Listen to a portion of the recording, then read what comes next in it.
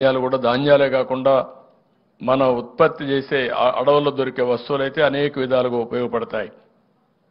అంటే medicinal value ఉండే చాలా వస్తువులు ఈ యొక్క ఫారెస్ట్ ఏరియాలో దొరుకుతుంది.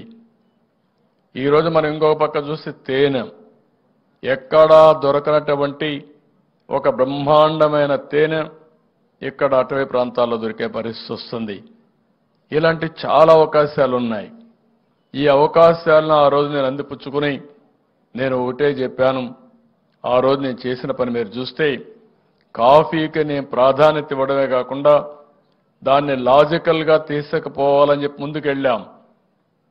నేను సిల్వర్ ఓక్ ట్రీస్ పెట్టించాను. దాని మీద కాఫీ పంట కిందనేసాం. దానికి ఆ సిల్వర్ ఓక్ ట్రీస్కి ఏవైతే మనకు కావాల్సినటువంటి ఇవన్నీ కూడా ఏవైతే వివిధ రకాలైనటువంటి స్పైసెస్ అన్ని కూడా తీసుకున్నాం.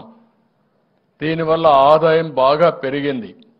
ఈరోజు ప్యారిస్లో కూడా అరకు కాఫీ అమ్మగలిగామంటే అదే దీనికి ఉండే ప్రత్యేకతని మరొక్కసారి మీ అందరికీ తెలియజేస్తున్నా.